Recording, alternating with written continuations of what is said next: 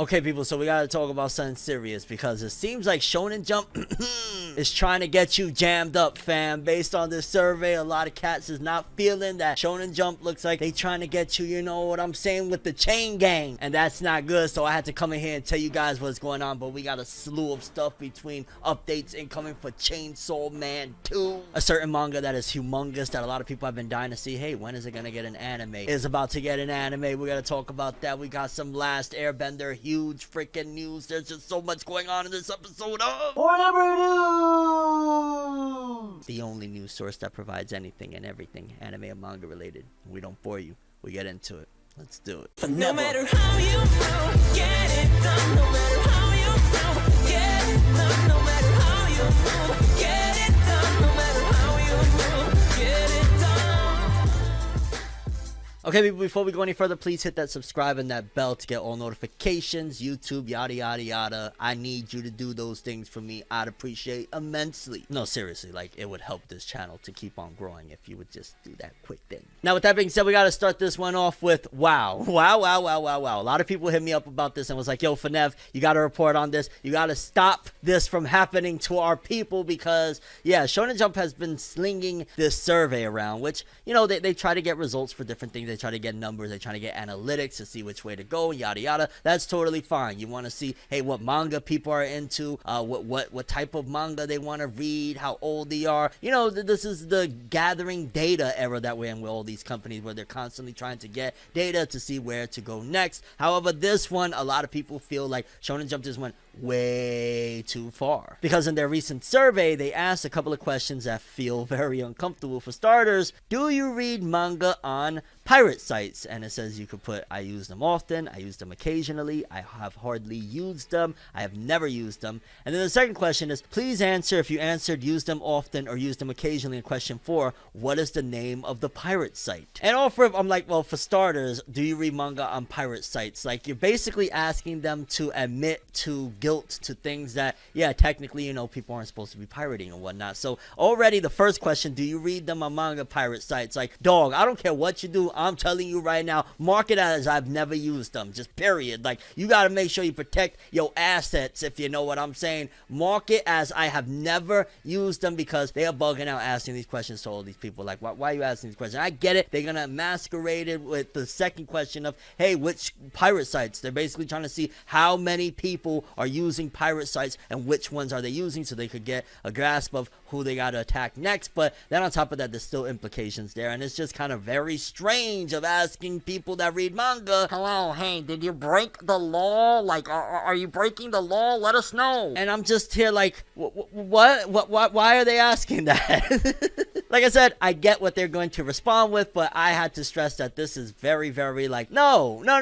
Do you see movie fans asking like, yo, dog, what torrent sites are you torrenting your movies from? Like, yo, where you copying your butt from? Like, these are just questions that, yo, you know what I'm saying? You don't answer on surveys, and you don't ask on surveys either, because it's a little bit too personal, mate. And I wouldn't be me if I didn't point this one out to say Shonen Jump is bugging. They sipping on that Kool-Aid. Anybody that is reading this or watching this video or reading this survey, don't do yourself dirty, and don't be also, you know what I'm saying, don't be diamond people out, be snitching when it comes to the manga size, dog, because you know they're gonna take it down, and then you're gonna be like, why did I tell them where I read my manga? However, in all fairness, because I am fair, I will say that especially when it comes to Jump titles, there's damn near next to no reason not to just get the officials at this point. I'm not endorsed by them. They don't pay me money. They don't rock with me like that. They don't rock with your boy, the manga and anime god of the universe, you know what I'm saying? They don't rock with it or whatever. But at the end of the day, I still gotta say, like, yo, the Shonen Jump thing is mad cheap. It's not that much money at all. You get access to a wide variety of stuff. Sure, there's going to be the people, but what about the things that weren't licensed? Then, you know, you do what you will with that. But I'm saying for the stuff that, like, One Piece, Bleach, all the stuff that you could think of off the top of your head, they got it all and more on the officials, and it's dirt cheap. There's really no reason to go outside of the means when it comes to certain manga. But of course, there's a bunch of titles that at the end of the day, there's just not available on legal sites, and that's where the gray area comes in of like, yo, so basically, if it never gets licensed, you shouldn't ever be able to read it or experience it in life. And there's some people out there that'll say, yeah, no, you shouldn't be able to. It's not your right. And to that I say, come aboard and bring along wrong, all your piracy.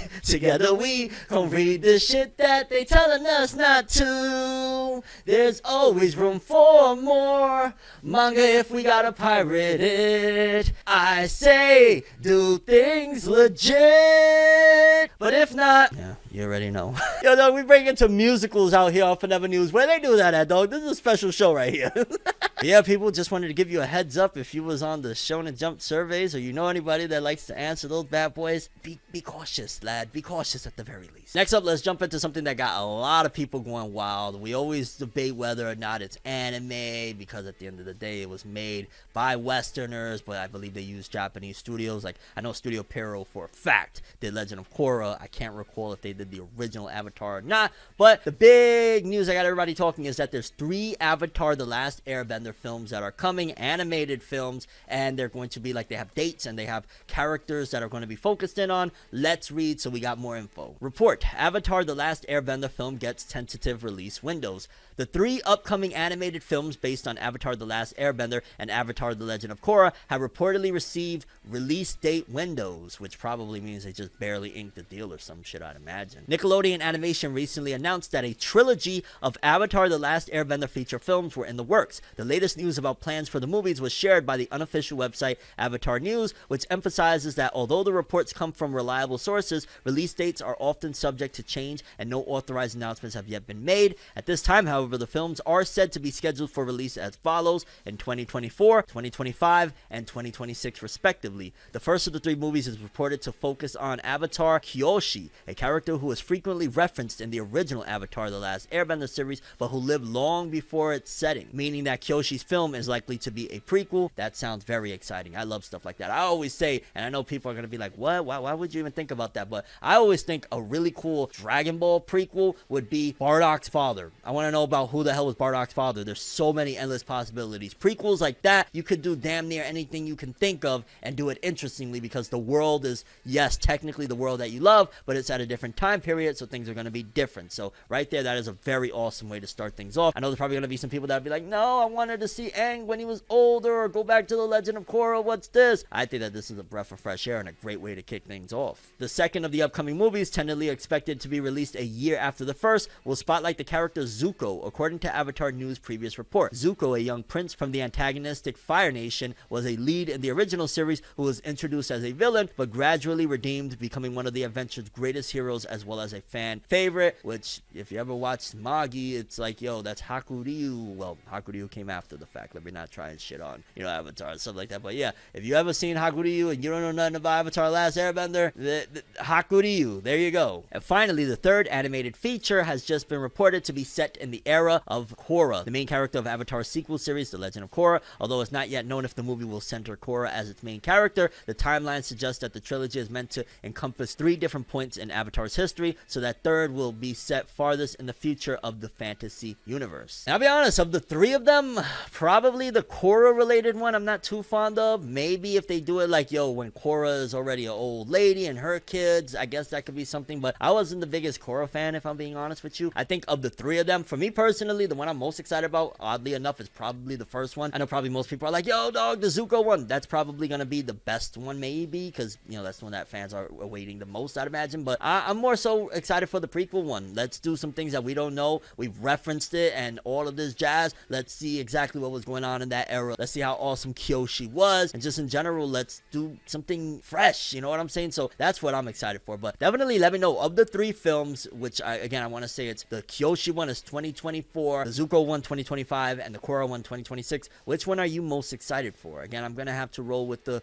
Kyoshi one. And either way, it's just really dope, considering I think they're making that new live action that the original creators walked out of and stuff like that and said, no, we're not doing that. I'm probably going to ignore that and wait for these animated films because, yeah, y'all remember that first Avatar live action Airbender thingy-majig, whatever you want to call it. But we got to wait and see. Either way, 3 Avatar Last Airbender universe set films. Pretty freaking exciting, especially for fans that thought like, yo, it's done after Korra. Yeah, we're getting more. Next, this is a pretty big one. I know a lot of people are very excited about this. We got more info on the upcoming Trigun anime that, in case you ain't here, that they're doing a Trigun anime. But this one, it makes me wonder how this is going to work out. Like, this could go know either way, because from my understanding it's going to heavily rely on CGI. And the original Trigun anime, despite the fact that it isn't a faithful adaptation to the manga, it is a classic. It is amazing, and it's just the Trigun everybody knew in 2D animation. Well, according to this, Trigun Stampede is a new series based on the classic anime and manga. Toho and Crunchyroll have announced Trigun Stampede, a new series arriving in 2023 that is based on the beloved classic anime and manga Trigun. Trigun Stampede is being produced by Beastars, Godzilla Singular Point, and Land of Lustrious Studio Orange, with an all-new staff and cast, and Crunchyroll will be simulcasting the new anime from Japan in more than 200 countries around the world. And based off the one image that we got right here, it looks sick as hell. I ain't gonna lie. Like, you just see Vash on like a mountainside or whatnot. But the fact that it's Studio Orange, they're infamous for Beastars, which is a CG 3D composited anime. And while that works very well for Beastars, because those are all like, you know, humanoid animals essentially, it's not real people, CG is always a risky thing, especially for a TV series, especially that, and I'm not trying to throw shade at Crunchyroll, but you know, Crunchyroll hasn't had the best track record with some of their anime. They're teaming up with Studio Orange, so that could be a good thing, but I don't know. If it's a CG 3D thing, which again, I don't believe it's been confirmed, all we have is that image of like Vash on a mountainside. And it says here, more info on Trigun Stampede will be shared at Anime Expo 2022, Saturday, July 2nd at 8 p.m. So I'll keep my ears pierced for, you know, any updates on what's going to happen. They said, we called Vash one of the greatest anime characters of all time, saying, although Vash is often portrayed as a childish goofball,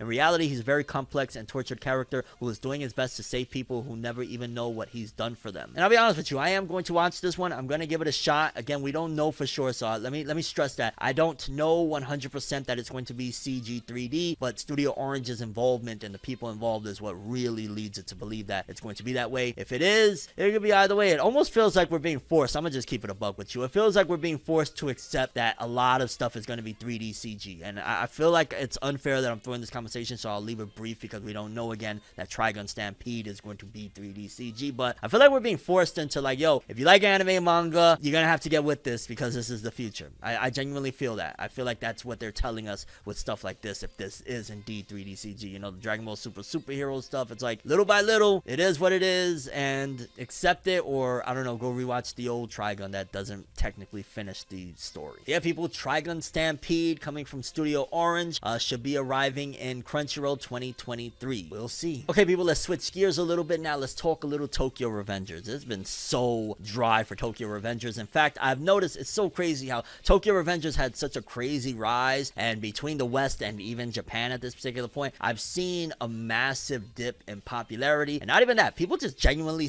has started to really dislike the series. There's a lot of people that say they can't even get into it, which always really shocks me. Like, I'm always like, huh, you don't like it? Let me know, for starters. If you don't like Tokyo Revengers, no judgment. At the end of the day, you know, you like what you like, you don't like what you don't like, period.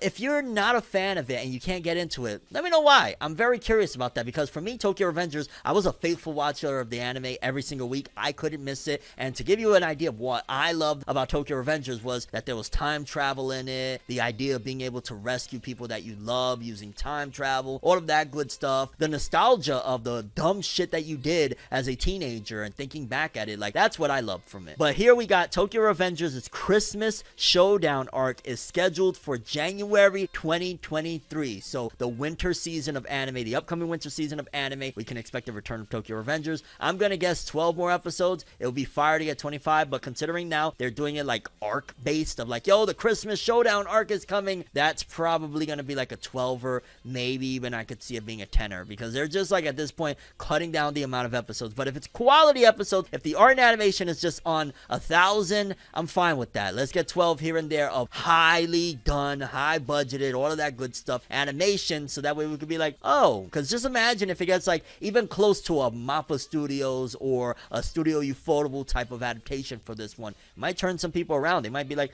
oh man, it really does look great, huh? We're in the era where art and animation reigns supreme. You got beautiful art and animation, you can grab some eyeballs, you got great story on top of that, now you're cooking. But yeah, people, for those that wanted more Tokyo Revengers anime, Christmas Showdown arc is coming January 2023. I'm excited. For the most part, I'm just with the manga, I kind of put the manga on pause. I'm gonna wait for the manga to end. I think I'm gonna stick from now on with the anime, even though I've read a ridiculous amount of stuff that God knows when the entire adaptation is gonna happen for Tokyo Revengers of all the manga shit that I read. Like, I'm way up there. Okay, people, you're gonna get real hyped for this. A lot of people have been wondering, when is it gonna happen? Come come on already, man. This is taking too long. And we finally know what's going on with Kaiju number 8. In particular, it says Kaiju number 8, aka Monster number 8, is getting a TV anime adaptation. It has been announced basically as of June 19, 2022. We don't have a date on when it's going to be released or anything, but this was a surefire, only a matter of time type of situation. Like, Kaiju number 8 has been so freaking ridiculously popular, so much so that even in this article right here, not only do we got the big announcement, hey, an anime is coming, let's freaking go, but also the fact that Kaiju number 8 has reached 7.8 million copies in circulation. Just think about that for a second. Almost 8 million copies, no anime adaptation, and still really popular even right now. I wouldn't be surprised though if what they're going to try to do with this one, which I'm starting to not like it, but it is what it is. The manga probably won't go that much longer because it looks like they really want to make it that the anime continues on and becomes its own thing after a time, and they let the manga go. So if you're a Kaiju number 8 manga fan, and just in general, start keeping an eye out and an ear out for this stuff when they start announcing anime adaptations. It almost feels like the TikTok, so to speak, and I'm not talking about the social media app, of the lifespan of your series is on at that point. So Kaiju number 8 getting an anime announcement. Let's just say it gets announced now. Maybe we'll see it spring 2023, the latest, I'm guessing. At that point, then it's just a countdown of, yo, how much longer the manga is going to go. And Kaiju number 8 is a great freaking series. I've called it many times the spiritual successor to Attack on Titan. It just has that feel. It got the giant monsters, and also I love the fact that the main character is a little bit older. I believe he's like 30, 31 years old. Like, it just works so freaking well with Kaiju number 8. And yeah, an anime and almost 8 million copies sold with, like, how many volumes are there? I want to say there's what, 6, 7, maybe 8 max. It's like, oh man, salute to the Kaiju, baby, and salute to all the fans in general, because we've been waiting for this one for a while now. I think I talked about Kaiju number 8 for the first time like 3 years ago. Let's go. I'm lying, it might have been 2. I think it was 2020. I don't know. Then another update from Shihei Lin, the editor of Chainsaw Man and many other really awesome stuff, Spy Family, all that good stuff. First of all, Shihei Lin, you have played with our emotions for this one for a while now, and I get it. It's a business. I get it. There's other works, and don't get me wrong, you haven't disappointed per se, because Tatsuki Fujimoto, every time there's been an announcement like, yo, he's doing something else, it's always been like, oh, but it's great. It may not be Chainsaw Man, but it's, look back, it's amazing. It may not be Chainsaw Man, but it's Goodbye Eddie. It'll make you cry and change your life. It's amazing. So I can't really necessarily go at Shihei Lin and say, yo, dog, you've been messing with us. But in terms of wanting that Chainsaw Man 2, yeah, I'm waiting, dog. And he recently came out and said, the editor of Chainsaw Man, tomorrow I will be happy to announce the latest information on Tatsuki Fujimoto's work. We will inform you about the time when the date changes. Stay tuned. And this was yesterday. So as of the recording of this video, probably there might be an announcement of, hey, this is what's happening. This is Tatsuki Fujimoto's next move. Considering the fact that they've been saying that, yeah, he's on Chainsaw Man 2, I'd imagine that update is going to be about Chainsaw Man 2. And honestly, it would be perfect to drop Chainsaw Man 2 first chapter around October when Chainsaw Man's anime. The hype will blow the hell through the water of Chainsaw Man anime and Chainsaw Man 2. Let's see, but I'm really hoping for that, because otherwise, Shihei Lin, you dog. We want Chainsaw Man 2 already. I miss my Denji, okay? I miss my, well, I can't even go into that without getting into spoilers, but yeah, Shihei Lin, we're watching, we're waiting, we're hoping.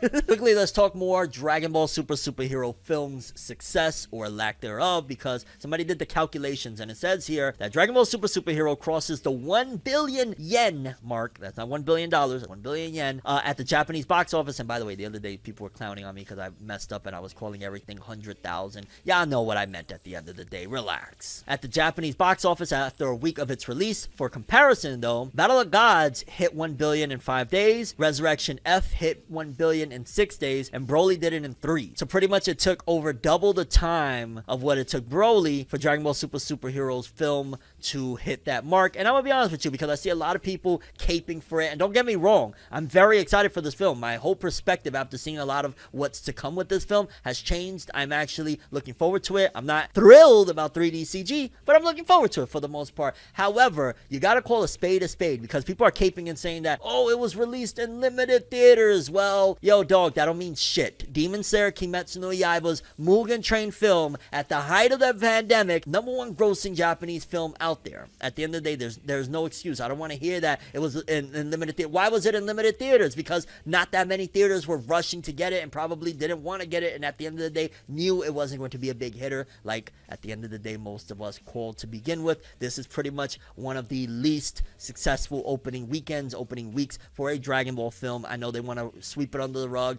give excuses or whatever. Y'all can do all of that, but the facts are the facts, and that's that. Yeah, the 3D CG whole idea, the lack of marketing towards the things that people want, them going a different direction of trying to be family friendly and all that jazz, has backfired and showcased that at the very least on opening it's not doing great. That's not to say that the back end won't be bigger than if they would have just contributed straight up to, hey, we want the battle heads. Like if they would have marketed this thing from rip off of like, yo, sell returns or whatever the heck is going to happen in this film, then it would have been a different story. I think the turnout would have been humongous for the most part, but because it's not until leaks and last minute things and everything has been marketed towards just family friendly stuff, it's going to tank at the start. But there's a huge possibility for major success on the back end with, you know, TV deals, Blu-rays, all that stuff, because of the family friendly thing where they could penetrate markets that Dragon Ball probably couldn't have prior to this, because it's like, oh, that's the fighting shit, right? Yeah, look, the trailer shows him just throwing big blasts. When you put it in a different light of,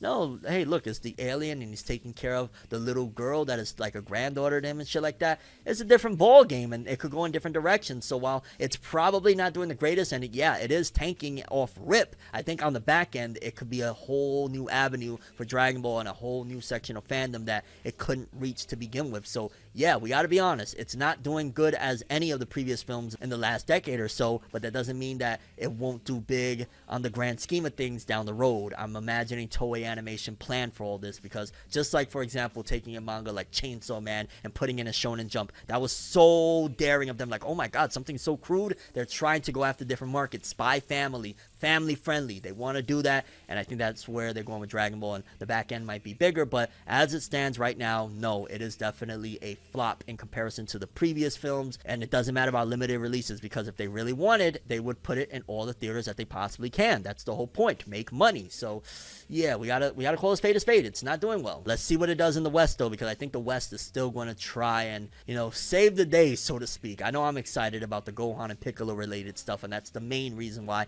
I'm running to the theater come August. Yo, I just saw this one and I don't care. I gotta throw it in, even if it's just a small story or whatever. But I've been seeing this everywhere, that Japan makes cyberbullying punishable up to 1 year in jail. According to this report straight off of CNN at that, this is what spurred this whole thing on. Japan makes online insults punishable by 1 year in prison in wake of reality TV star's death. Japan's parliament on Monday passed legislation making online insults punishable by imprisonment and rising public concern over cyberbullying sparked by the suicide of a reality TV star who had faced social media abuse. Under the amendment to the country's penal code set to take effect later this summer, offenders convicted of online insults can be jailed for up to 1 year or fined about $2,200, and a significant increase from the existing punishments of detention for fewer than 30 days and a fine of up to 10,000 yen, $75. The bill proved controversial in the country, with opponents arguing it would impede free speech and criticism of those in power. However, supporters said the tougher which is realistically probably what they wanted to do, because it helps a lot of these marketing campaigns. They don't care about, and it's sad and it's fucked up, but it's the reality. They don't care about that reality star that did that. They're just like, yo, when we're going and we're pushing this legislation or we're pushing the campaign trail and we want to say some wild things, we don't want to get bullied and criticized. We don't want this smudge on our names. Let's put in this law that'll stop that shit. And that's just the cold hard facts about the world and politics and all of that above. Like, they don't care realistically. That's just an excuse for them to push forth their agenda. It was only passed after a provision was added ordering the law be re-examined 3 years after it goes into effect to gauge its impact on freedom of expression. Under Japan's penal code, insults are defined as publicly demeaning someone's social standing without referring to specific facts about them or a specific action, according to a spokesperson from the Ministry of Justice. The crime is different to defamation, defined as publicly demeaning someone while pointing to specific facts. Honestly, it sounds just like the same shit, whatever. But yeah, pretty much this is going to shake things up. I think one of the biggest things that could change all of that, especially like so they don't ever try to adopt stuff like that over here in the West, is I think social media needs to start having people be held accountable in terms of it should be a mandatory thing that online period, you have to be you. You have to be your name, whether it be your government ID or whatever the case may be. I feel like you have to be yourself online. This whole anonymity thing has to be a thing of the past in order to stop and decrease the amount of cyberbullying and all that stuff. Don't get me wrong, it's not going to completely diminish it. People will always find a way. Assholes will be assholes, and that's just the way it is. But I definitely think that would help a lot of people that they feel brave, like, yo, they're never gonna know it's me, blah blah blah. Like, yeah, once that's a thing of the past and it's like, no, they're gonna know it's you, a lot of people that are pussies will stop being pussies and just sit back in the corner and shut the fuck up. And I say that as somebody for the last 12 years that have had people shit on me for no reason, time and time again, that, you know, say whatever they want. But let me know what you think about that. Do you feel that that is justified, that they should be going that route of punishing people with prison for insults? I feel like,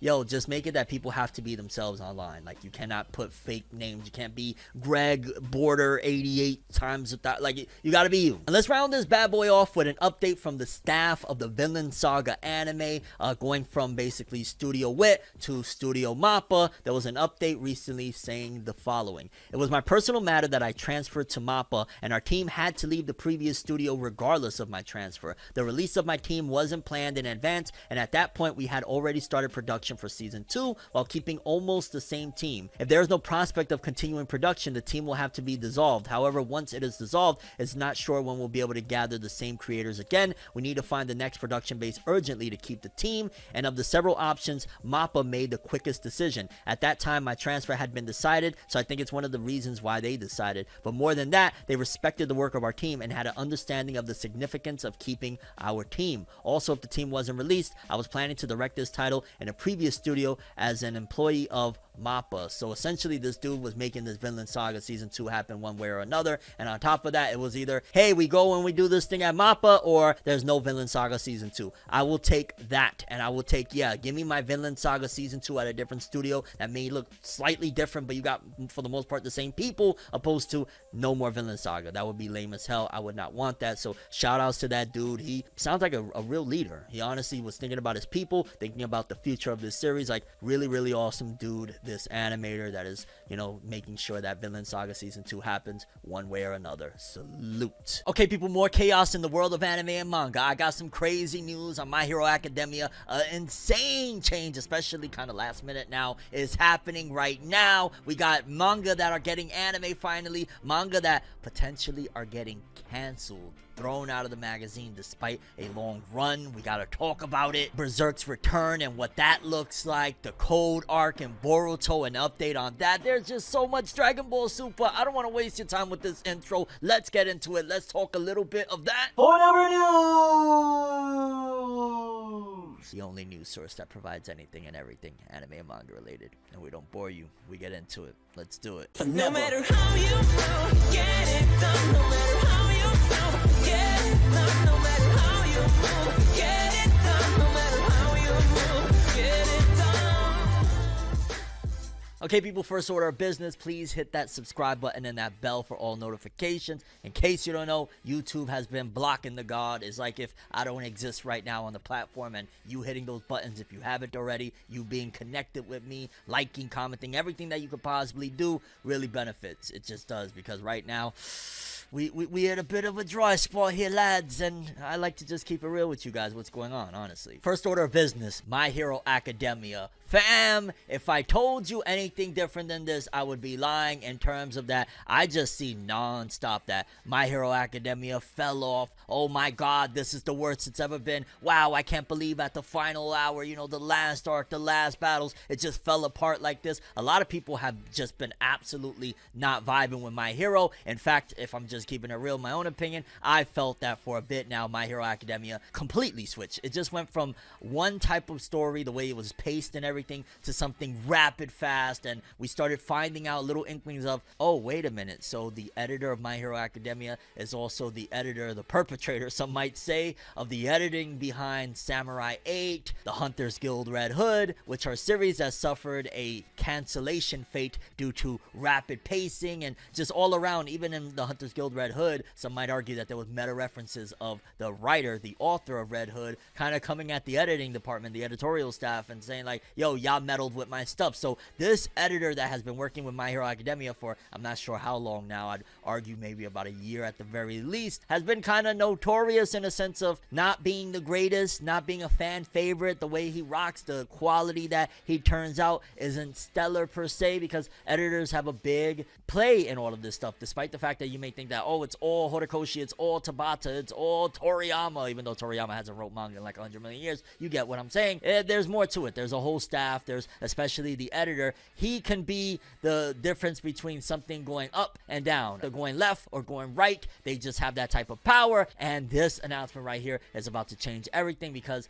My Hero Academia right now is getting a new editor. According to this, it says, My Hero Academia mangaka Kohei Horikoshi now has a new editor. Comments from Weekly Shonen Jump number 30. So this is the next one. We're going to cover this week's one in this episode, but this is the following one. This is basically like a leak. Switching the person in charge. Taguchi Sensei, let's go to the barbecue. Imamura Sensei, nice to meet you. Please take care of me. By God, please, Imamura Sensei, please take care of him and take care of this story that we really rock with. I'm not even going to lie. Over the last couple of years, I would argue ever since probably My Villain Academia, maybe slightly after, but definitely with the first war that we had, I really fell in love with this series. It was like maybe a few weeks ago where it kind of dawned on me, holy shit, I really love My Hero Academia, and I never really felt like that type of mindset, I guess. Like, I always enjoyed it. I always thought it was really dope and stuff like that, but it actually legitimately hit me a couple weeks ago. No, I really love this story. I really love this whole superhero world. I really love a lot of these characters. Endeavor is freaking one of the greatest characters of the entire story. I used to be a big All Might fan back then. Like, I really, really love My Hero Academia, flat out. Like, that's just what it is. It kind of dawned on me. And so it's been a travesty throughout this year to see that it just kind of felt a little stiff, a little stale. I talked about it more on this video right here. Go check it out. This My Hero Academia video I recently released,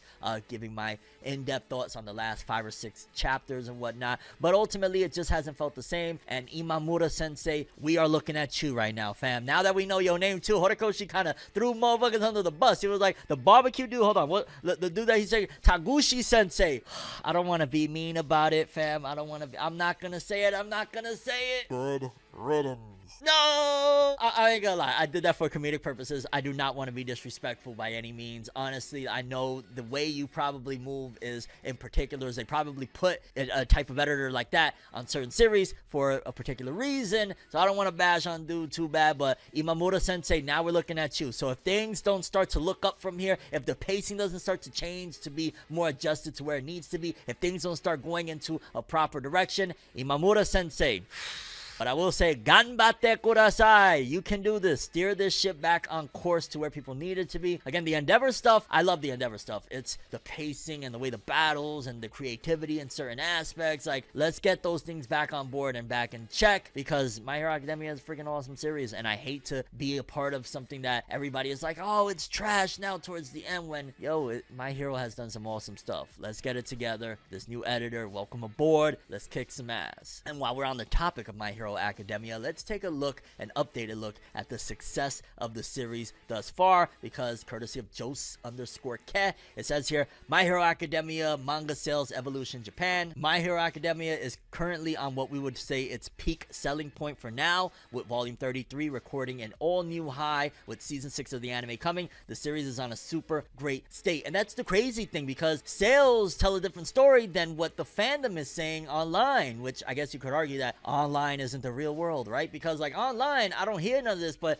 if you look at the sales, it could be that they just tapped into a different market. That's also, I guess, a possibility of, hey, they were more so initially aiming towards the battle heads, like, you know, the shonen battle community, and as of recent last few years, they kind of strayed away from that and focused more in on family-oriented stuff, I guess you would say, in a weird way, and the way the characters maneuver and whatnot, and maybe that's why. And also the biggest thing is that the female audience, it was very well documented with the last World Hero Hero's Mission film, oh, women freaking love this. Like, females just really rock with My Hero Academia. But looking at the sales chart, my god, that's crazy that My Hero Academia, it's only around, wow, that's crazy. Season 4 and movie 2 was where it started to dip, and God knows if it was going to get canceled by then, because then all of a sudden it just starts rising up again. And maybe that's when they put this guy in charge around that point, shortly after like movie 2, and maybe that's why it's been slow. No, but then that wouldn't make sense, because at the end of the day, the manga was still rocking heavy with the Shigaraki War. I don't know what the hell happened with that editor, but either way, it's crazy to see that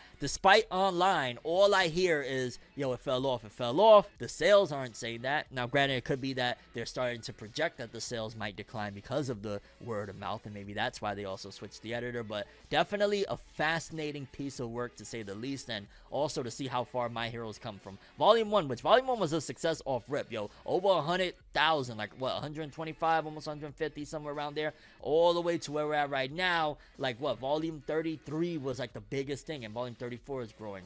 It's crazy. So My Hero Academia, I want to know what you guys think right now. How do you feel about the editor change? Do you think that's going to improve things? What do you think about also the state of the series, considering sales show a different story? And just your overall expectations for the series now that we have a major freaking change for this in the final hour. Maybe it could get it together, and maybe we could go out with a true bang, assuming My Hero really is going to end and we're not getting a part 2, which, considering this success, like, do you really think going up and away they're going to stop it? Like, it was a little bit different with Demon Slayer, because Demon Slayer came out when it was a different time, and also Demon Slayer had a massive boom. I don't know if they want to end a My Hero when it's going like this, when they could just do My Hero Z, My Hero Shippuden, whatever you want to call it. Either way, shout outs to Horikoshi and My Hero Academia. We'll see where things go. We're midway through 2022 and we're getting a massive change like that. Let's go. Next up, let's jump into some really good news. It was a little touch and go for a bit. I was kind of shocked that it took this long, but ultimately we finally got one of the newer generation of Shonen Jump manga catching an anime adaptation. I was thinking that this was going to be announced probably December of last year. I thought, you know, Jump Festa, boom, 2021, end of year, let's do it. And ultimately, it never happened, but it's coming in now. Also, oddly enough, after Mashle was announced to be coming to its final arc, or in its final arc. And yeah, it's Mashle. Basically, it just says here that Mashle will be getting an anime announcement, and it was confirmed in the upcoming issue of Weekly Shonen Jump, issue number 31, with the big announcement. I'm not even gonna lie, it's well overdue. It also shows, though, again, what I've been trying to tell people, because if Mashle was announced already, final arc, and on top of that, there has been touch and go with the author saying, I'm gonna end it, I'm not gonna end it, no, it's ending soon and whatnot. And then now with this announcement, this is the future for Shonen Jump, at the very least for the time being, of where they're going with it. They're probably gonna start ending a lot of these series first with the manga, and then coming with the anime adaptation, so that way they could almost kind of kill off the manga readership. It's very bizarre. It just must mean that the back end of the anime adaptations and all that stuff, it must be such a large bag. Maybe even these companies are like, yo dog, we're competing with you while you're releasing the manga, we're also competing with the anime. How about we give you an even bigger bag for this adaptation, and y'all end these series early, so also we can have a complete adaptation and people don't feel like, you know, the whole thing. Because initially, probably what it was, even, you know, 10 years ago, for example, the manga sales was probably their bread and butter, and ultimately now it's probably different. They probably don't have to rely on, yo, go read the manga so they can make their money, because probably everything is so lucrative, considering, you know, Sony just bought up this one, and, you know, the West is getting real heavily involved. Anime is more mainstream than it ever was in the United States and stuff like that. Like, that plays a big factor in how they maneuver, and that's probably why, despite the fact that Mashle was, I believe, already over 100 chapters at this particular point, just now getting the announcement for the anime adaptation. And that's that. Okay, we're getting the anime announcement. When is it gonna come? Are we looking at spring of next year? Like, how long will it take is another question. And overall, by the time it comes, Mashle probably will be either over or in its final stretch or something. Like, I don't know. I gotta ask, how do you guys feel about the way they're maneuvering now? We're over 100 chapters, we're just now getting the announcement, and the series is ending. It's really bizarre to me, but yeah, do you think that this is going to be a good move for Jump? Bad move? They're going to shoot themselves in the foot in the end? Like, I feel like they probably think, well, we can always bring it back, right? I guess maybe that's also in their minds of, hey, we can always bring it back. Mashle 2, Demon Slayer 2, whatever they want to do. They can always return with the series if need be, if they need a title. Maybe that's the game that they're playing. The same way when Dragon Ball returned with Dragon Ball Super, we could do that with any one of these titles after they have their run. So, also the attention span of everybody just wants to read, you know, a 2-minute thing. They want 100 years of of stories in 2 minutes. But yeah, people, martial magic and muscles getting an anime. Okay, I can't wait to see it. Honestly, I feel like One Punch Man's audience is just going to straight away gravitate towards it. It's like Harry Potter, One Punch Man with Rock Lee, Asta from Black Clover. Berserk fans, we have to talk. Berserk fans, I am calling you. If you were skeptical, if you were worried, if you was in fear of what was about to happen to this title, because in case you ain't here, in case you've been living under a rock, Berserk is returning despite the passing of the creator, the late great Kentaro Miura. Berserk's manga is returning.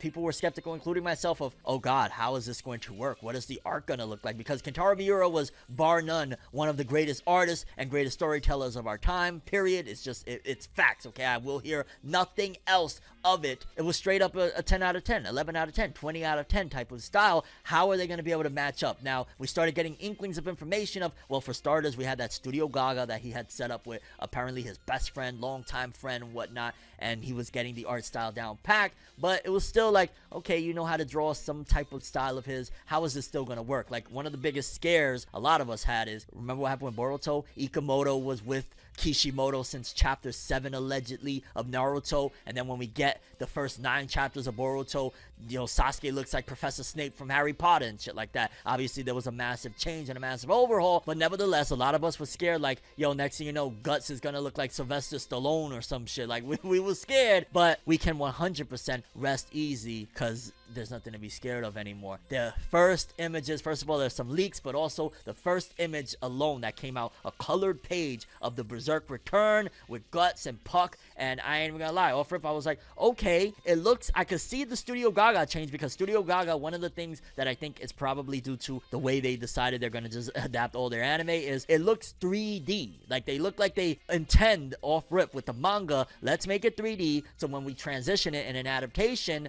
people aren't gonna bitch about, oh, it's all 3D CGI, because the manga style will be 3D CG. In theory, that's genius. Like, you're not gonna get any more of the complaints. The fandom ain't gonna be bitching and whining and moaning and screaming and they're gonna just be like, oh shit, Berserk is back. So we got this image, which I am gonna lie is so freaking amazing. But then, and I'm gonna try to be as spoiler free as I possibly can. I'll just show like maybe a face or two or a panel or two, because it is freaking insane what I'm looking at here. The art from the chapters themselves looks straight up like damn near Kentaro Miura. Like, I could maybe see a slightly difference, but it looks straight up like Berserk. It doesn't look like, man, Kentaro Miura picked a good one. Kentaro Miura knew what he was doing as he was passing, of training a protege to do and pick up his work from where it left off, because this looks like Berserk. And if this is what Berserk looks like, then we're in 100% good hands, because from what's been told to us, Kentaro Miura's best friend is the one that's doing this, Studio Gaga and all that jazz, but his best friend that knows what's supposed to happen, he probably left him a blueprint on top of that of, you know, A, B, C, D, these other points, the bullet points of where to go with it,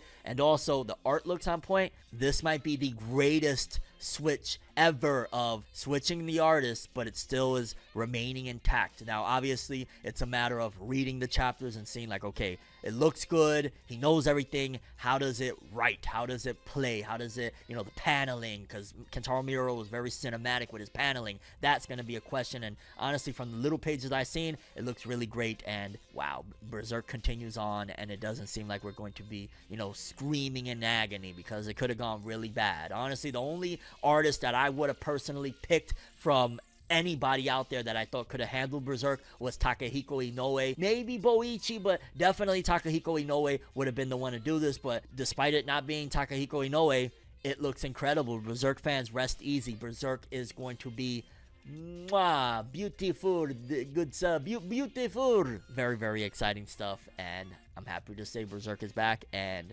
despite we don't have the god himself, Kentaro Miura, his spirit lives on within this manga. Let's freaking go! Boruto fans, we've been down bad. It hasn't been a great time to be a Boruto fan in 2022. We've had a couple of decent and really good chapters in the beginning of the year, but it hasn't been great. The anime has been stuck in canon, anime canon, whatever the hell you want to call it, hell for like months now. We had that infamous viral moment of Boruto's crying face, but that was not for the right reasons. It was because animation and art was pretty freaking terrible for that episode. And then on top of that, to, you know, add insult to injury, it was just a week ago that I was reporting to you guys, hey guys, Boruto's going on a hiatus. We won't have Boruto until August. Despite the fact that it is already a monthly series, they're taking a month off. We won't have a chapter till August, and it felt horrible. I was honestly very disappointed, very sad. Like, yo, we had a godlike 2021 for Boruto. The anime was godlike. The year before that, the manga was godlike, and 2022 felt like 2019-ish all over again for Boruto. And but this is at the very least something to look forward to, because according to leaks, it seems as though the Boruto anime at the top of next year is going to get back on track, which means that we still got half a fucking year. Ay, Dios mío, ¿qué me están haciendo? Yo no puedo creer. Ay. Boruto's Code arc will be adapted to the anime in early 2023, but before they adapt the Code arc, they'll be doing exclusive episodes related to Code, like Studio Pierrot did for the Tento and Owl arcs. So essentially, we're going to have like a Code activation arc, so to speak. I'm guessing maybe probably fall season it'll start, because we're kind of knee deep into summer now, and I'm imagining they're going to continue on with the fuckery of the terrible shit that they've been doing. But I'm going to guess either fall or definitely, yeah, no, it has to be fall. Fall the latest, we will have the Code activation, we're going to call it that, arc leading into the real, you know, stuff from the manga. Hey, I'm a little bit more excited. I'm a little bit more enthusiastic, and I'm imagining that this leak is probably the big Boruto news that they've been hyping up of, yo, we got big Boruto news coming. That's probably what it is, that the Code arc is coming. I'm not going to say that I'm going through the moon, because even in the manga, the Code arc, there was some really crazy, insane high moments, but then there was also a lot of just kind of the pacing and whatnot. And I think the anime, because the anime, if you notice, it took what the manga did in 2020, and the manga was, you know, it was trending and it had its moment, but 2021, everybody all of a sudden was switched up and, oh, we love Boruto. Boruto's great. Oh my god, it's amazing. Naruto and Sasuke, yeah, Boruto versus Boro. Oh my god. So I think that the anime has the capabilities of making that same level of hype, or close to it at the very least, with the Code arc, because there's a lot of big stuff that actually happens. It's just getting to it. It's just getting to it. And if they're going to do this Code activation arc right, if they do it the way, because as it stands right now, I will say this, and I know people probably don't want to hear this, but if I was comparing it between, let's just say, Code as a villain to a filler villain, technically filler anime canon, Deepa's way better. And if that's all attributed to Studio Pierrot, because obviously it's an anime only character, then please do whatever it is that y'all did for Deepa and add that to Code, so we can actually like this dude. Because as it stands right now, Code is like, if you read the manga, you know, but Code is just, I need more of that feel that I got with Deepa. Deepa was a freaking awesome villain, and he was anime only. Please give us that, introduce that element of it in the Code activation. Hell, bring back Deepa. I don't even give a fuck right now. Just shake shit up. We need to shake shit up, because right now as it stands, it's just kind of like, But yeah, people, if you were a little bit down because of all this terrible news lately with Boruto hiatuses and all that jazz, look no further than 2023 to enjoy the Boruto anime, the Code stuff, and even before that, they're gonna have a lot of setup episodes for Code leading into it, which I think this will be a good thing overall for the story. It's not the greatest news in the world, but it's a good thing. I was hoping for a film at this point to kind of revitalize everything, or dare I say it, the thing we've been promised for like 5 or 6 years now, the time skip, assholes. Just a thought. Okay, Dragon Ball fans, is it just me, or should the Dragon Balls have originally been green in color? I feel like they should have been green, because it seems as though they just love that Dragon Ball money, and having the Dragon Balls green will remind them of that dollar bill money. Because yeah, people, more Dragon Ball movies already coming, and we haven't even got the superhero film over here in theaters in the West yet. Granted, it's out of Japan, but we just got bombshell news that they're already working on more. It was during an interview, they were asked, what are your plans now that Dragon Ball Superhero has been released in Japan? They said, Dragon Ball Superhero is a movie that was made not only for the Japanese audience, but with the whole world in mind, clearly. And I won't even say the whole world, but probably France and, you know, North America. Those are probably the two main markets, France and North America, and then everywhere else. It's like Japan, France, North America, and hey, there's other places is how they look at it, because those are the major biggest manga markets, and Mexico as well. I'm not gonna shout outs to Mexico. Dragon Ball is a series that Japan is very proud of, so we felt the sense of responsibility while working on the movie. We're indeed releasing it in America this summer as well. What comes next? Well, if you're asking, a new entry on the series is already in the making. Oh my god. Oh boy. Superhero took us 5 years to make, so it's only natural we're already working on what comes next. Toriyama sensei himself is always working on new DB concepts and ideas. After all, we're all thinking about what we want to show the world next. Toriyama is not always working on a goddamn thing. It's when the moment Shueisha bothers him and says, hey, we have a big check for you, he says, give me the fucking check, here's the napkin, get the fuck out of my house. Like that's just how I imagine it. Hey, Toriyama sensei, can we come in? What the fuck do you motherfuckers want from me? Go to hell.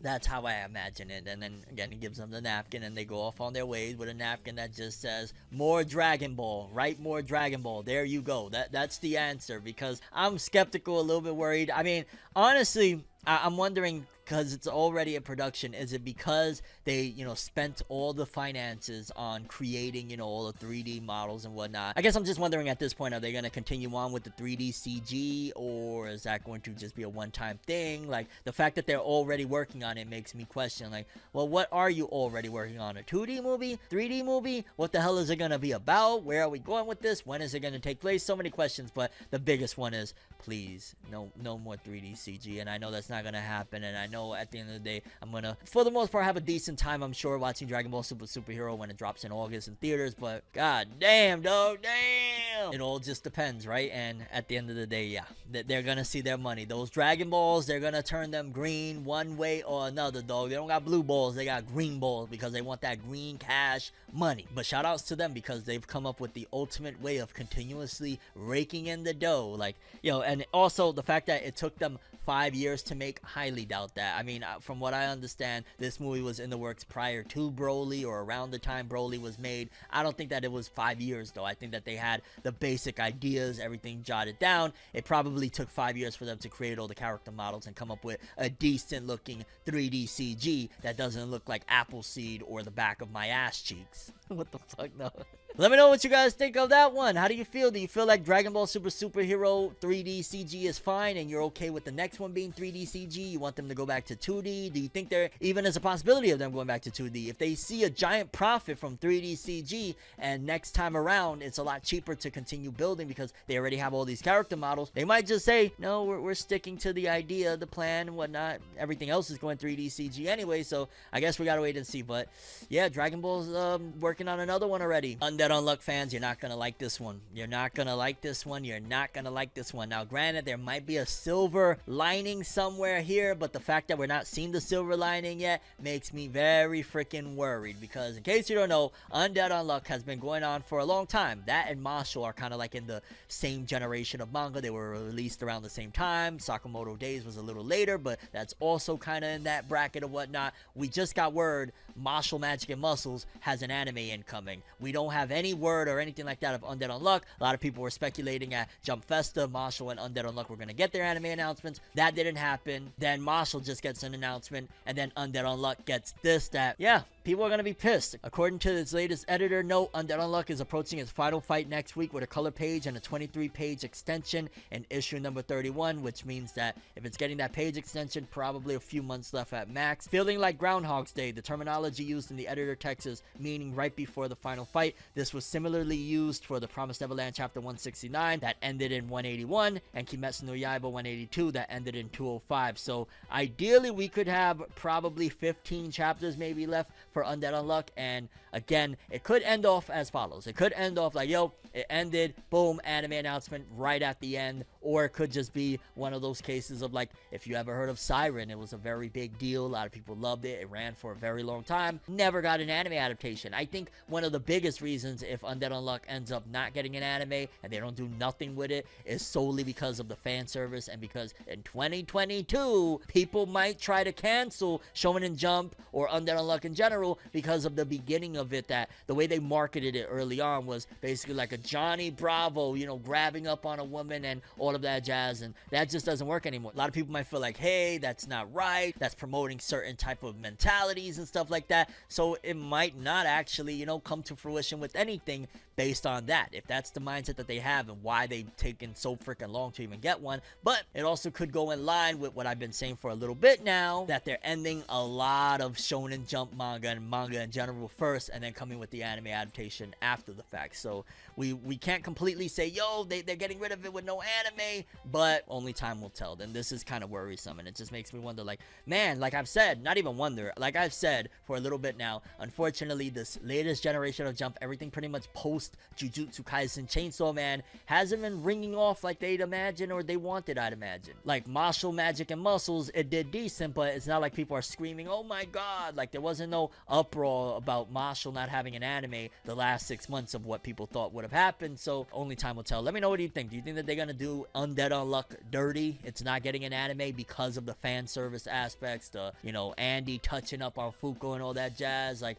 what do you think is gonna happen? And either way, I really hope they don't do that, because it's gonna betray a lot of fans. There's a lot of people that really highly regard Undead Unluck. They're gonna feel like a slap in the face if this thing ends no anime. And on top of that, the fact that it's ending now, I wouldn't be surprised if it got the word of, yo, it's not going nowhere, you gotta go, lad. But goddamn, Shonen Jump, y'all just heartless, huh? We used to think that, yo, you passed the 50 chapter mark, you're good, you're gonna be in here forever. This just shows that, yo, Undead Unluck is what, over 100 or close to 100, somewhere around there, and no anime in sight. Time will tell, though. Quick update for Jujutsu Kaisen, the manga, in case you ain't here. Jujutsu Kaisen will be on break in Weekly Shonen Jump issue number 31, and will resume in issue number 32 as scheduled. That's probably the perfect time. In case you ain't noticed, I've been catching back up with everything. I caught back up and made a big video on One Piece, caught back up and made a big video on My Hero Academia. I'm up on Boruto. I think I got like a super video in the works, so definitely this will be a great time for anybody, for that matter, to catch up on Jujutsu Kaisen. Letting you guys also know, if you watch my channel, you've been, you know, wondering, was that coming? It's coming. And if you've been thinking about maybe I should catch up, probably be a good time. Take that break, catch up on Jujutsu Kaisen, and we check back in a couple weeks, and yeah, I'll have a big video on that too, because I've been hearing some crazy stuff. But yeah, I'm always fine with these authors getting breaks. Get as many breaks as you need. Just don't go the Tagashi route and say, yeah, I'll see you guys in 8 years. Yeah. Okay, let's jump into the Weekly Shonen Magazine and Weekly Shonen Jump author comments, courtesy of Jose_Ke and Weekly Shonen Jump, of course. Starting off with Eiichiro Oda, creator of One Piece. I'm taking a break. There will be a special feature in Jump during the break. Please enjoy Uta Nikki and the music video. Very well deserved, Oda. Then we got Gege Akutami, author of Jujutsu Kaisen. Movies and shows I want to see all come at once, even when it's not the holiday season. Why? That's a very good question. Like, for example, with everything anime and manga related, but especially anime, it's all coming fall. Like, it's been a drought. You just got Spy Family, you know, carrying the torch right now, so to speak. There's really not much that is just going crazy out there. We're all waiting for the fall season. It's money-wise, it's marketing dollars, it's the time of the year. Everybody wants to push their big dogs, especially now that anime is so mainstream. The third and fourth quarters is the biggest times you want to put out a project, especially the final quarter. And if you're putting October, November, December, you got Chainsaw Man, Bleach, all of these series. It's, yeah, I kind of trailed off, but shout outs to Gege for noticing that. A genius would notice that. Then we got Hajime Komodo, author of Mashle, Magic, and Muscles. I've started working out again and I'm feeling great. Food tastes great. Yes, baby, the workout is real. Kohei Horikoshi, author of My Hero Academia. The high frequency cutter I bought for the previous chapter just arrived. What should I cut? Well, we know you cut your editor. Oh! I'm sorry, I had to do it. I couldn't resist. My fault. My bad. And let's wrap things up with Gen Osuka, author of Doran Dororon. Ebido-san, who always helps me, has a one-shot in the Japanese issue. Please give it a read. Okay, so he's in tune with the North American and other places, I imagine, because that's probably why he had to specify, or he wanted to specify, it's in the Japan issue. Like, the one-shot probably won't be over here in the, you know, English North American Jump. So also, it's really become apparent that a lot of these authors are just helping each other out. Like, hey, my guy got a, you know, something going on in this magazine. Check it out. My guy's doing, like, we've heard a lot of that as of recent. Really cool stuff. Then let's mosey on over to the Weekly Shonen Magazine author comments. This is a different magazine with Kodansha Publishing. Let's start off with Kanen-sama by Nonko. I love bunny girls. Okay. Then we got Hiro Mashima, author of Eden Zero. I recently started a YouTube channel, although I'm not sure why when I'm already so busy. Because you're a workhorse like us. You're a hustler, you're a G, you're a real one. You put in the work, you put in the grind, you put in the hustle. You do all of that to get things going. Big ups and respect. Ken Wakui, author of Tokyo Revengers. I've been watching the case files of Kendaichi each week and loving it. Shunsuke Mikeda is so cool. That's one that I know if I ever got into it, I will probably love it and not stop watching it because it looks reminiscent to Case Closed in a way. It's just more on the law aspect of it. I would probably really have a blast watching that someday. I don't know whether it be in old age or not. I plan on sitting there and watching like everything Kendaichi because I know it just screams at me like, you will love this show, fam. You will. We got Negi Haraba, author of Ranger Reject. I drew a school for the first time in a while. Yay. Tia, the editor of Blue Lock. I'm not popular with the ladies at all. Didn't he always say that he gets all the ladies? Like, Nani, so there was you just front and dog was straight Cap, and oh my god, Cap in Weekly Shonen Magazine. No! I've come to realize that lately when Urana says, I'm going to go draw, what's actually happening is they're going to sleep by Ando. Oh, okay, I'm imagining either that's the editor or somebody else that said basically when Kei Urana, the author of Gachi Akuta, says, I'm going to go draw, homie just goes and relaxes and chills out and goes and has a nap. Okay. Get on your hard work stuff, fam, because you don't want to lose this opportunity. Gachi Akuta got a little bit of noise off rip, and yeah, be serious about, don't be taking them naps, bro. No, but seriously, get your rest. Then we got George Morikawa, author of Hajime no Ippo. I was mesmerized by Domain in the Saitama Arena. Shoutouts to Morikawa. Recently, I saw on Twitter there was a Spaces being held by him and Hiro Mashima. That was legendary. And we'll wrap this up with Yoshitoki Oima, author of To Your Eternity. The type of meatloaf I've made is of the too much variety. Oh, okay, you made a lot of meatloaf. Man, I haven't had meatloaf in a minute. I wouldn't mind some. Yeah, people, those were the author comments we got from Weekly Shonen Jump and Weekly Shonen Magazine for the week. Let me know what you think. Always a treat. And yeah, I think I'm gonna keep on doing them together. It's just way more easier and it gives you guys more content in one go. Dandadan fans, it's been a minute. We haven't checked in a minute, and I know I always say, yo, I'm gonna read it back eventually. I'm gonna catch back up. Well, I've been catching up on a lot of manga, so you never know. It might happen very soon. But we got an update on Dandadan and just showing that, yo, dog, it has stood the test of time in terms of its sales. It says here, courtesy of Jose_Ke, Dandadan manga sales evolution Japan, together with Spy Family and Kaiju number 8, is one of the biggest series of Jump Plus, and you can see why. Right now, I would throw the argument when it comes to Shueisha, there's a big 3 argument for Spy Family, Kaiju number 8, and Dandadan, and that is one hell of a variety for a big 3, and I support that. If that is the big 3, I am all for it. Kaiju number 8 is a type of Attack on Titan battle series. Spy Family, very, I don't want to say lighthearted because it has some cool, crazy stuff in there too, and Dandadan is just absolutely insane. 3 different types. That is easily the big 3 of Jump Plus, I'll say that. A tremendous start from there. It's only seen a little increase over the first year in publication, so it pretty much started off crazy. Over 90,000, probably 100,000 sales. It increased with volume 2, and then it kind of just been up and down, and then volumes 4 and 5 has pretty much stood the same. But Dandadan, man, yo, I told you guys way back when, after I read, I don't know, it was like the first 5 or 6 chapters and I made my video, I was like, this shit is freaking gas. It was from one of the previous, I believe, assistants to Chainsaw Man, Tatsuki Fujimoto. Like, yo, if you're rubbing elbows with Fujimoto, I gotta at the very least give you the benefit of the doubt that you can make some greatness. And then Dandadan has been pretty freaking fire. Pretty freaking awesome. Shout outs to this author, and yeah, man, let me know. Keep it a buck.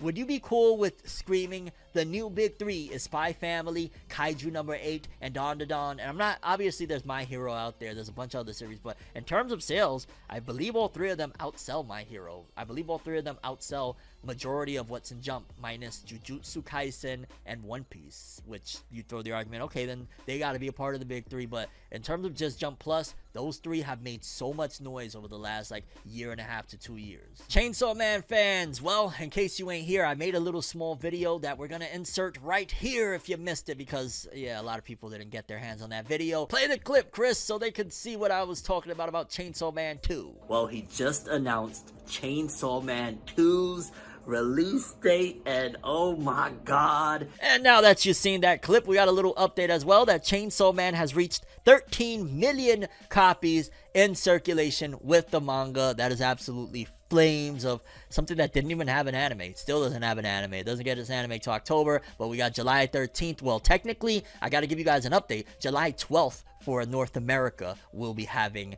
the Chainsaw Man 2 start. So there's a little update from the previous video that according to Shonen Jump, July 12th we will be getting Chainsaw Man 2, but 13 million copies, can't front on it. And then there was also this big commercial promo that they did, like I guess it's a diamond or pearls crossover or something with a company called Tasaki. I'm so out of the loop of that one, but I just saw some of the art. You have Makima, you have Power. I was just like, oh man, this series is too much greatness. We don't deserve how great this series is. Like, shout outs to Chainsaw Man. Tokyo Revengers fans, despite the fact that there's been a little bit of slander lately for the series, we got a little bit of good news here that Tokyo Revengers will be starting in Makapoke, a new spin-off manga titled Baji Keisuke Kara no Tegami by Natsu Kawaguchi Yukinori. Chapter 1 will be published in Shonen Magazine issue number 35. So I'm wondering, did they stop that gag? It was like a parody of like real life Tokyo Revengers. Did they stop that one already? But this is a series I know people would love to read more about. Baji, that would actually be fire. I think this will probably be the best thing. If you've been soured to Tokyo Revengers, if you haven't been digging it or whatnot, this will probably restore the feeling, I'm hoping. So yeah, if you want another Tokyo Revengers manga about Baji, there you go. I think this is some good news in light of a lot of, you know, there's the good news that the anime is returning for the Christmas arc here soon. But yeah, new Tokyo Revengers manga. Cool beans. Okay, people, and lastly, I wanted to do a little bit of an addition of music in here. Please let me know what you want me to talk about in the world of music. I am not averse to talking about, you know, anything, heavy metal, hip-hop, whatever you name it, whatnot. But in particular here,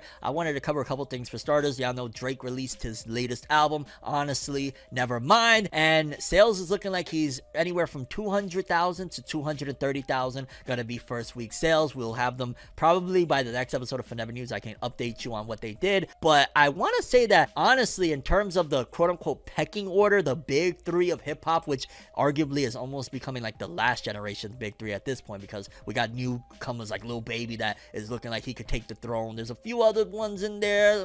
TDE got some stuff coming in, but ultimately, seemingly based on the last three releases from Kendrick, Cole, and Drake's latest album doing 200 to 230,000 on a very pop commercial attempt, even though it's, you know, last minute, ultimately is a lot lower than honestly what I would have expected. But also in comparison, I want to say Cole's last album, The Fall Off, it did, what was it, like 250-ish, somewhere around there. All of them did about 200 something, but Kendrick, his album did close to 300,000. So in terms of the three latest release from the three of the, again, I'm gonna say previous generation of the big three of hip-hop, Kendrick right now is on top in terms of the sales stuff. His did 300,000, and each week has been doing like 80 something thousand. And in terms of quality, that album, Mr. Morale and the Big Stuff, was, oh my god, incredible freaking album, amazing album, honestly album of the year. And yeah, it's looking like the pecking order has switched even in terms of commercial success for the big three of hip-hop. Of Kendrick's on top all the way around, quality, sales, everything and whatnot. And yeah, it's interesting to see that Drake is now the underdog in terms of sales if this album comes out selling 200,000 first week. And again, I know there's going to be the people, the naysayers, oh, it was last minute, dog. This is a pop commercial album of, you know, just straight up meant to be popular. And also in hip-hop related news, TDE making moves. We got A Room Full of Mirrors, and also Daylight recently released a new record featuring Punch. I believe it's called When the Storm Comes. I will link it in the description below so you can go check it out if you want to pick it up or whatnot. Very awesome song. Next up, man, the next generation of TDE. Next generation, just watch, dog. Just watch. But yeah, people, that's all the stories we have for today's episode. Curious what you guys think. Most important story, favorite stories, anything I didn't talk about and you're like, yo, Fornev, something in the music world you want me to add into this new segment that we're going to be officially stapling on in every episode of, I want to talk more hip-hop and stuff like that. This is Forever News. I'm Fornev. Let's go. That's all I have for this one. I'm ForneverWorld, and as always, people, have an awesome day. And remember the golden rule. Anime and manga for life, boy. Have an awesome day. Peace, and you guys just watched another episode of Forever News. Have an awesome day. Subscribe and hit that bell, baby.